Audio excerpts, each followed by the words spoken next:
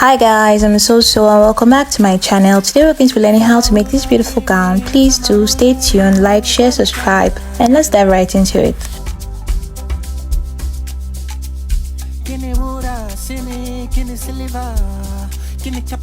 So mates, can anyone tell me what this blue stuff is? I don't know the name. I bought 4 of it though, and then I bought this cotton fabric, 4 yards of it. I just bought it plenty to use it for something else as well. Then I bought 3 yards of this Duchess material, which ended up being so much, but at least it's better than being less. So let's dive right into it. So the first thing I'm going to be doing, is place my fabric on fold. And if you notice from the market, the way they cut it, one side is wider than the other side. So I'm going to use the wider part for the up because we're not going to have any joining at the sleeve, and then the narrow part for the bottom. So yeah. So the next thing I'm going to do is just confirm the measurement I'm using for the bottom, if it's going to go, and then the one I'm using for the upper part, and it's okay. So and then I'm going to also check the length.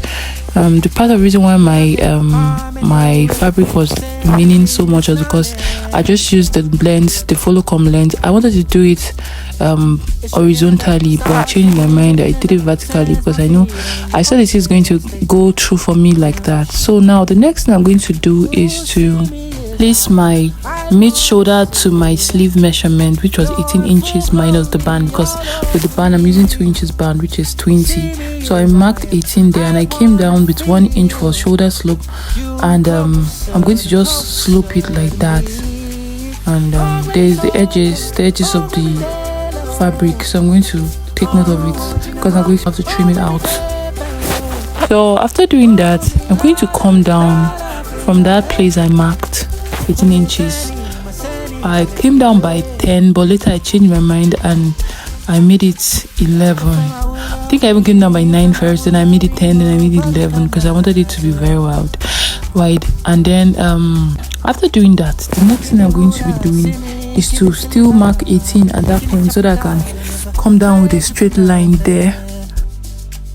Apologies for the multiple line, I was indecisive at this point. So but I just extended that 18 so that I can use my ruler and connect and have a straight line there, just as I'm doing right now.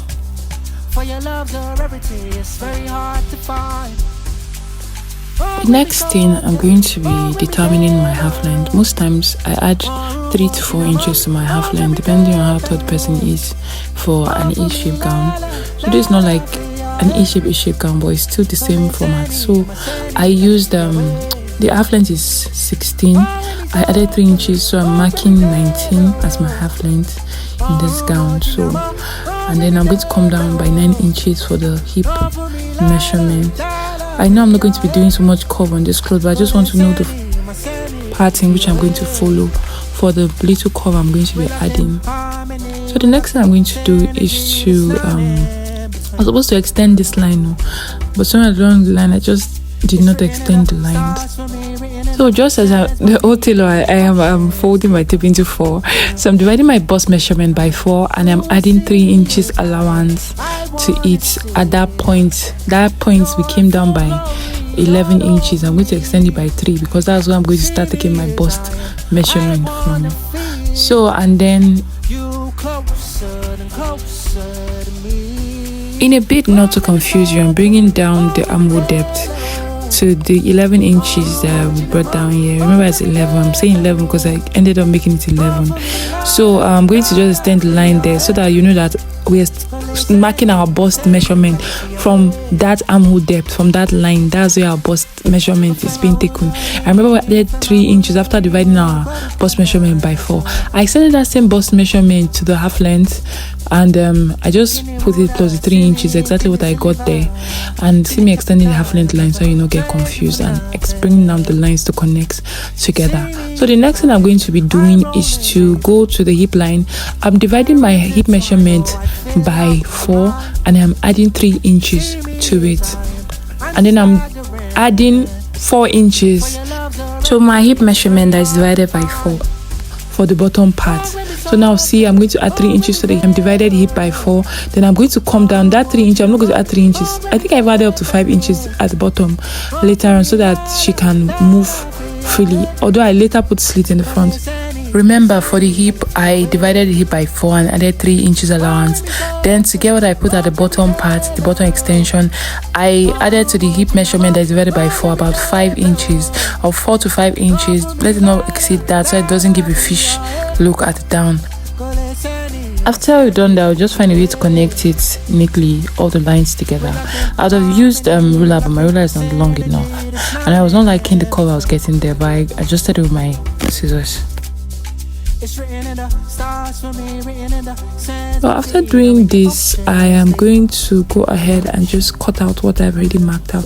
Remember, I added 3 inches to the hip line, I added 3 inches to the bust line, I sent the bust line to the half length, and then down I added about 4-5 inches to the hip measurement divided by 4.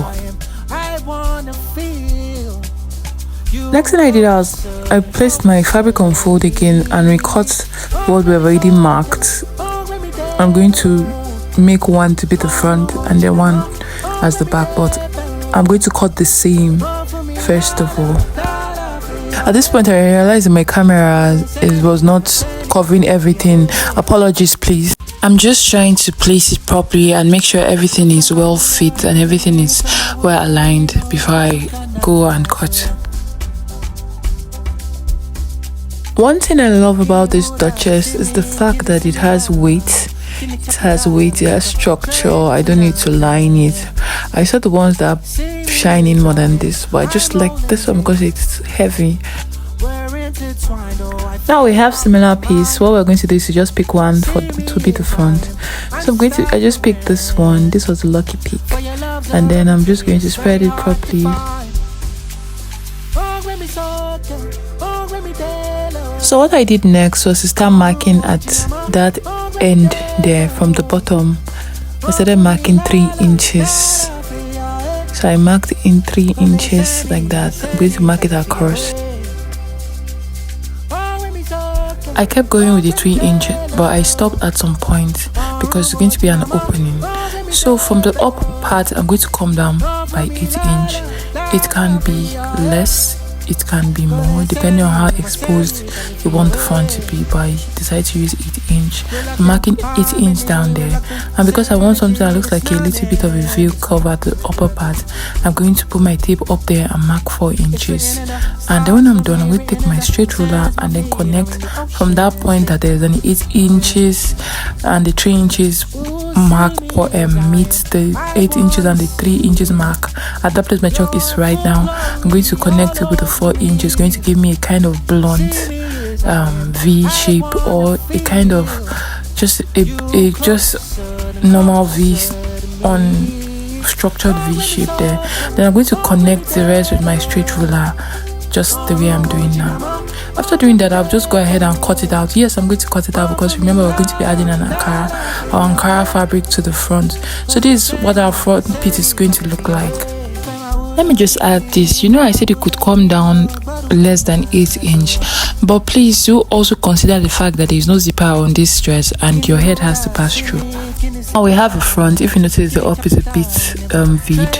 Then I'm going to just place it for you to see what it's going to look like. This is the back piece, and now these are the front double side piece, and this giving a kimono vibe. So it looks more like a kimono right now. For your love, the rarity is very hard to find. I went ahead to start joining. I started by joining the shoulder part, the 2 shoulder parts, and then the 2 side part. The plan was to show you how I joined everything, but my phone had other plans. Apologies, it didn't show, but I did not join the armhole side because I plan on adding a band. So I'm going to be cutting a band of 5 inches wide and 22 inches long, and when I fold it, it's going to give me 2.55 inch for joining everything. I went ahead to iron them, and this is what it looks like. So this is the shoulder has been joined. Like I said, I did not join the armhole, but I joined the 2 sides. So this is what it looks like. It's already ironed, and I'm going to be weaving this later on. The next thing I'm going to be doing is to take my tape and measure the places I'm going to be placing the Ankara on. So now what I'm going to do, I'm going to just, the way I'm putting my tape now, I'm going to pull my tape from the bottom straight down, following the curves. You know there's a curve in front, the upper part, the V-like curve. I'm going to follow it. I got about 58. So I'm going to automatically know that the other side will be 58. So the next thing I'm going to measure like the back neckline. It gave me around 9.5 inches. So 9.5 inch plus 58 plus 58. That's around 120 something I got. So I went ahead and I went to use this to cut this information, to cut a band. I cut a very long band of about 130 because of in case of incasity. And then this band, I cut it 7 inches wide. You know it's supposed to be 3 inches when you fold it, plus our half-inch sewing allowance. So when you fold it together, I put interfacing, mind you. I put interfacing. So if you see, this band is 3 inches, 7 inches wide, such that when you fold it, it will give you 3.5. When you sew in the half inches, it's going to give you 3 inches left. So do not say 3 plus 3 is 6 and cut 6 on the dot. So guys, I'm folding this fabric into 2, and at the place that is being folded, that's going to be my midpoint. Now remember, at the back neckline we had about 9.5, so we're going to divide that 9.5 by 2. Me, I'm just cross-checking with my fabric the 9.5. We'll divide it by 2, then we'll mark it. Then we'll also go down from the mark that we marked for the 9.5 that we already placed at the midpoint. We'll come down. Remember, we also had 8 inches downwards, so we're going to mark that 8 inch downwards like that as well. So basically what we're going to be marking is 9.5 divided by 2, which is 4.8. We're going to mark 4.8, then we'll still come down and mark 8 inches. So that's what you're doing. Please don't forget that the back has neckline, just mark 8 inches. It's not going to pass through the head, and it's not going to be balanced. So after doing that, I'll just open it up and show you how we're going to sew it down. After doing the marking, the next thing we're going to do is to come down from that point that we have marked. Then I'm coming down from that point that I marked by, remember we came down 8 inches for that before we did that V stuff. So now we're coming down that 8 inches, mind you. So I'm going to put my gown there so you will understand what I'm saying. This camera is not well fixed. Sorry that people cannot see it. So after marking a 9.5 divided by 2, I'm coming down also by 8, and I'm going to open up. I'm going to notch it first. I'm going to notch that 8 inches. Then I'm going to, at that point, after notching, I'm going to open up the fabric so that people can see. I'm going to open up, show you how I'm going to join it. After I opened it up, I'm going to use my chalk to draw a straight line to meet the 2 places that I notched. So now after doing that, the next thing I'm going to do is to take this to my machine and sew on that, from that line that we've marked straight down to that line that the iron has given us, that folded line the iron has given us, just exactly like that. So we're going to stop wherever we want it to stop. That's actually considering if you want a slit, but if you don't want a slit, just go ahead and sew it downwards. From that line that I drew there, that we marked at 8 inch, I'm going to be coming down straight on that folded line. If it's not showing straight, you can use your chalk. So I'm going to sew it down, but towards the end, I'm going to leave about 6 inches before the end to serve as my slit. Like I said, it's optional. If you do not want slit, you can go ahead and just sew everything up.